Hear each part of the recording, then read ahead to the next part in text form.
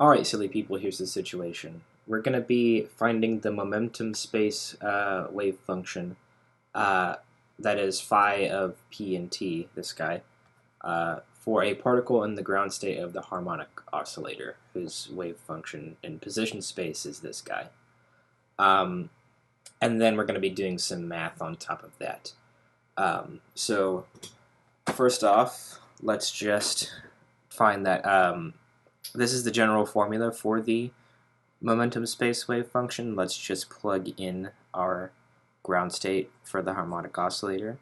I'm going to call it capital Phi sub 0, just because we can. And also, you can notice that I separated off the exponential e to the I omega t over 2 from the other exponential, since it's not going to matter for most of this problem. It's just the time propagation piece.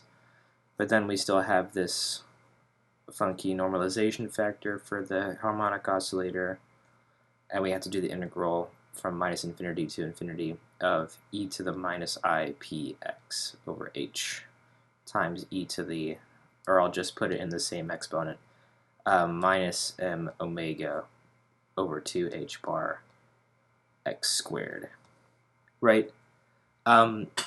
So I'm going to do this integral in a bit of a fancy way. You could just plug it into a computer or whatnot, but I'm going to take this and rewrite it down here by factoring out a minus 1 over 2 h bar. So you get 2i px plus m omega x squared here. And then you can be extra fancy and complete the square. Since this already kind of looks like a quadratic, specifically it looks like the quadratic square root of m omega times x plus ip over square root omega, square root m omega, squared plus p squared over m omega. Yeah. So, and then we're going to put this back into the exponential, but then we're going to do a u substitution, so I might as well pick the substitution while we're here. It's going to be this. It's going to be our u squared, so this is u equals square root m omega x plus ip over square root m omega. And then that's convenient since the derivative of that will just be square root of m omega dx. So when we put that in to our integral, that means dx is du over that. So we know what our Jacobian is anyway. So going back to the integral now, let's plug in what we've just done, as well as work on the constants out front a little bit. I'm just going to move everything inside of the step to the 1/4. So it picks up a 4 pi squared h bar squared in addition to the pi h bar that's already there. That's to the 1/4 now. Time propagation piece, integral guy. Oh, and also the new Jacobian factor. So that's 1 over root m omega here. The bounds are still from minus infinity to infinity, so that's nice. And then we have du e to the minus,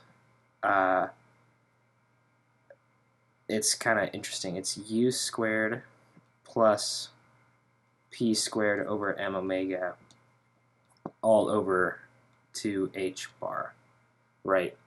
And we can move the p squared over m omega part out, right? And work on the constants outside a little bit as still. So this is now m omega over 4 pi third h bar third, and I'm going to move in the Jacobian m omega over there. So that's now m squared omega squared on the bottom. We got the 1/4 here. We got the propagating bit here. We got the additional thing here of minus p squared over 2 h bar m omega on the outside of the integral. And then the actual integral that we have to do is now very clearly just e to the minus u squared over 2h bar, right? So doing that and simplifying the prefactor even more, we still have 1 over 4 pi third h bar third m omega now to the 1/4 time propagation piece, wacky momentum piece, and then the result of the integral is just square root of 2h bar times pi, yeah, 2h bar pi. It's a Gaussian integral, standard result.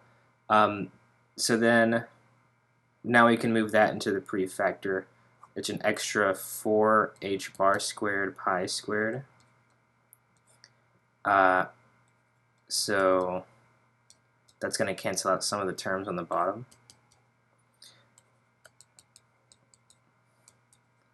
Whoops. P squared over 2h bar m omega. So that's going to be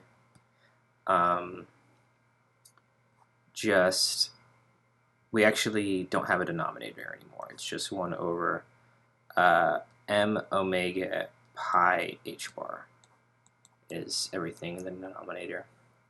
Okay, and then our wacky exponential.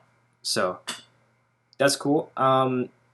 Then the problem asks, what is the probability that a measurement of p on a particle in this state would yield a value outside of the classical range for the same energy? So the way to think about this is the maximum momentum that the particle would have corresponds to the particle's energy being entirely kinetic energy. So you could say that E equals entirely kinetic energy, or p squared over 2m. So that's E max, and so that momentum, that energy, I should say, is the energy of the ground state of the harmonic oscillator, which is h bar over 2, or h bar omega over 2, right? So if you solve that for p, you would get a value of square root m h bar omega, and that's the maximum value that the momentum can have in either direction, right? So that means that the probability of finding it outside of that range of momenta is the addition of two integrals, right? It's negative infinity to having the momentum going negatively of the square modulus of the momentum space wave function plus the integral from our maximum to positive infinity of the momentum space wave function. So literally covering everything that's not the classical range for the momentum is what we're integrating over. Now this integral is weird, and so I'm going to convince you that of a way to do it, or at least the way that I did it. It's if you think about it, the total probability adds up to 1, right? So the total probability of all of the integrals of minus infinity to infinity of the square modulus of the wave function is 1. So this is completely equivalent to 1 minus just the integral between the maxima.